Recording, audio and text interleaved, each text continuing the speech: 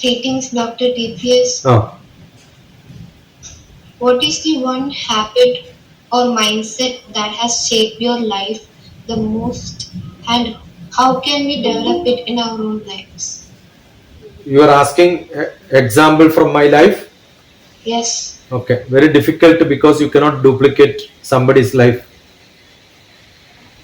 Okay, what happened in my life?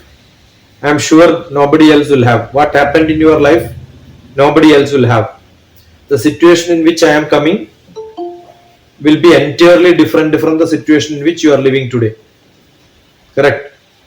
So nobody's life lessons can be as it is copied or implemented or take lessons. It's nice to know, but moderate it, modify it, and transform your life in the way you wanted to make yourself.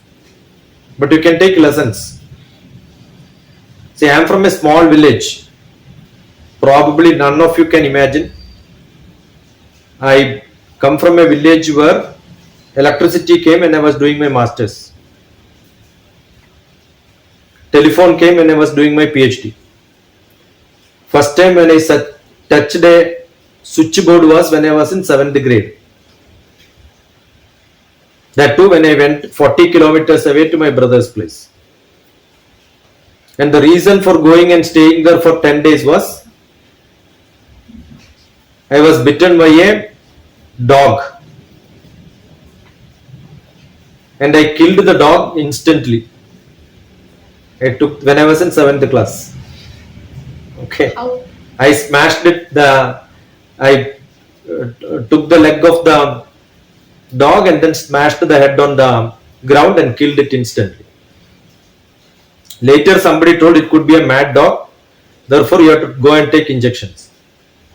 And those injections are beside the nail, 14 injections.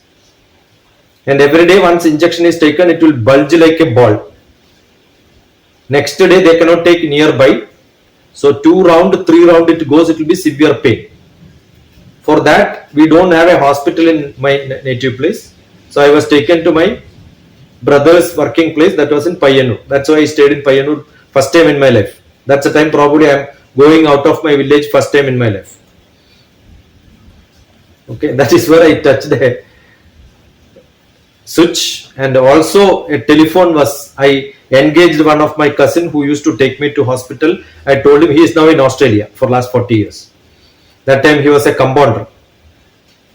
Okay, so I asked him go and stay somewhere, and he told me I have to stay somewhere else, and he taught me how to dial a phone, and then while ringing he took, and then I spoke to him.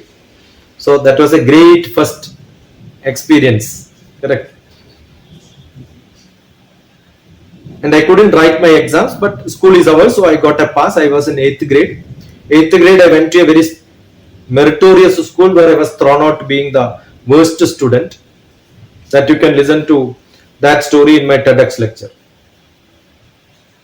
After that, I decided I have to study in the best college where my brother was a professor. He said you can study maybe humanities, history, politics, but I was insisting I had to study maths. On my insistence, I joined, but I failed in all exams again in plus 1, plus 2. That means not plus 1, plus 2, it's called a pre-degree those days. Then again I told my brother I want to study maths. Just passed. He was a professor there. He could have got me a seat because it's a private college. But he said, no, you can't study maths, you can study only language or history or politics. Then I didn't join that college. I took my own admission in a different college, not one. So I studied in 2 colleges before getting back to the same college as a challenge against my brother. All that I did from the university, influencing leaders, today's Ramesh Chennithala, Pandalam Sudhakaran, Rajmohan Unnithan, all these were my contemporaries. So they were all politically very KSU, strong KSU. So I took all their help, somehow got into my college. Then I decided I am going to study.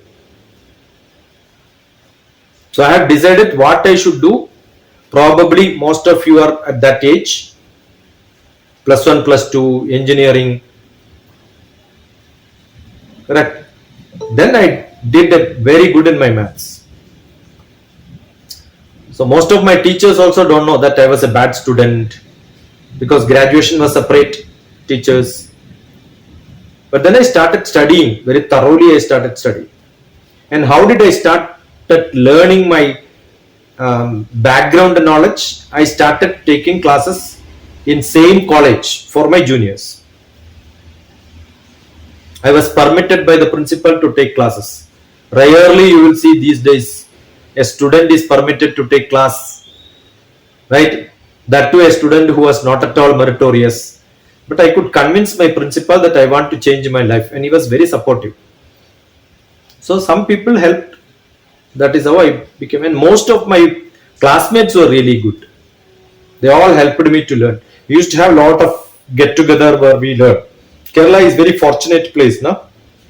You get lot of Ingulab Sindabad. We go to the college doesn't function. So most of you go back home. So what I did was, I gathered all my friends, went to their houses, and then started learning the chapters what we wanted. So it was all group learning activity which I practiced in my life. Now I am making people to learn through that way. I was forced to do that. So I believe group learning is the best methodology. Self-learning is the best methodology. So many people, there were very active, every party leaders were in my class. All of them don't attend the classes. So we will say, come, we will teach you that. You know, they skip classes, but we teach. So we started teaching each other.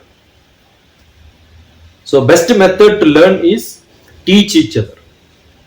That's how I changed my life. I was not good in English. Even now I am not very good in English. So what I did was, after my graduation, I started teaching English. Those days, BCom students have to learn grammar. Run and Martin was a prescribed book. We had parallel colleges, tuition centers. So I said, I will teach English. So I started teaching English. I was one of the most famous, most paid English teacher during that time in that small place, Payanur. So I started learning. I prepare quite a lot, write down meanings, learn grammar, by heart most of them, and then go to class, by heart the poetry, go and teach in the class without looking into the textbook. The prose was also by heart for me. The essays which I had to teach were also by heart for me.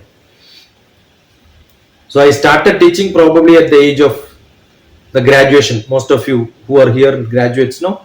I started teaching and earning money. Not one college. Those days, 1 hour you teach one place, go to the other college, teach another place.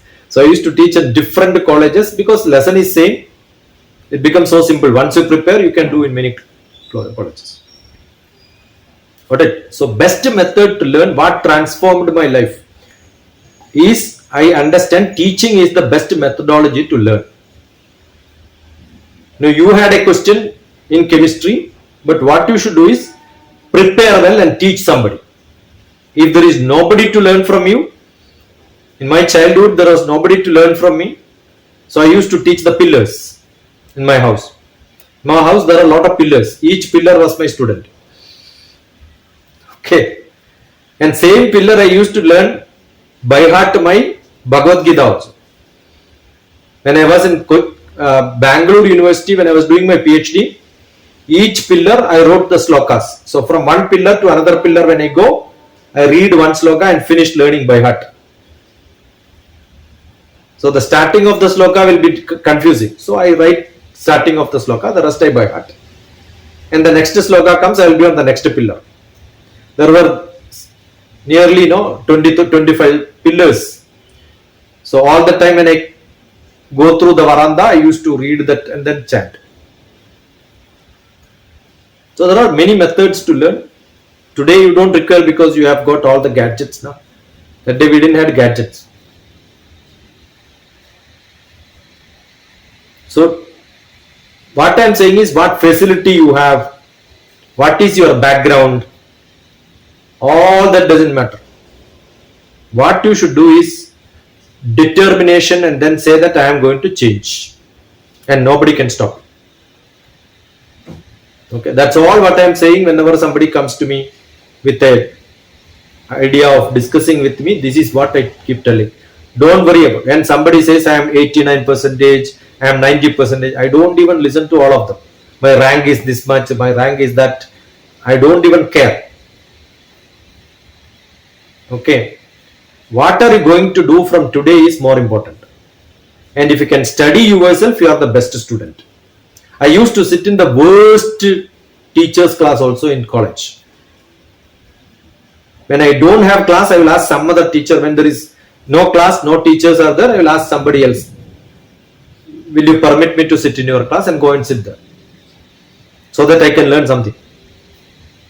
Even when I became a professor in an engineering college, what I did was, I took permission from principal. I will work here only if you permit me to sit in any class. That is how I know electrical engineering, electronics, mechanical, every subject I know, because all my leisure time as a professor, my teaching was only 1 hour per day. We have 6 hours. Morning bus goes, evening only the vehicle will drop me back. So what do I do? Generally people chit chat. Instead of that, I will go and sit in somebody's class. So I studied most of the topics along with engineering college students. So most of the students become my friends. And they keep asking me, my students are my friends. They keep asking me questions. I will give answer to all of them. Right? So don't keep boundary for learning. This is my subject. This is not my subject. Nothing like that. Every subject you have to learn. Keep asking lot of questions. The more questions you ask, your knowledge will become higher and higher. And understand all that is connected and related. Correct? You are asking a question where carbon makes bond with some other elements. Okay. When you draw, it is either hectagon, octagon. You look at the figure. That is how the name of the compound is also given. Correct or not? So is it mathematics or chemistry? When you learn more and more, you understand all that chemistry you learn become a great subject in mathematics, where I did my project which is called a graph theory. In graph theory, that is how the connectedness. The connectedness is like your bond which you make. When you draw pictures, you can see how you draw that. So visualize. The picture is given for you to visualize. Learn through visualizing. Let that be a drama, let that be chemistry, let that be physics or geography or history. Visualize it. Every historical activity is made into a movie because somebody can visualize it. Every picture of God we are able to visualize. That is because somebody has written a poetry, some other person drew a picture. Actually, we don't know whether the god and goddesses were as we visualize today. None of them may be like that. No chance at all. Right? But we have given a picture by learning the descriptions given in poetry. So when you read poetry, you must be able to visualize. If you can visualize, you are an artist. You can visualize, you are a scientist. Both artist and scientist should have same quality. That is why most of the scientists are artists. They are all philosophers. All the artists are philosophers. All the poets are philosophers. You can see most of the scientists became great philosophers and gave big quotes in their life. That is because they are all philosophers basically. So you should have the habit of capturing all the knowledge so you can connect them.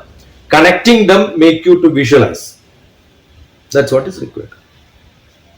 Don't skip the picture given in your textbook. Okay. The picture should be really used for making that knowledge as a picture in your brain. That's called mind mapping. So every subject, any subject in this world, you must be able to visualize. That's what I did, and nobody taught me this. I started doing myself because that's how I can teach. When I teach, I have to visualize it, otherwise I'll become just blah blah blah. Correct? Yeah. Good enough. Thank you, sir. There are so many interviews on me. Many people have done very small bits. Can look at interview Dr. TPS. There are plenty of them who asked a lot of questions, recorded them. Yeah, thank you. Thank you, Dr. TPS. Come on.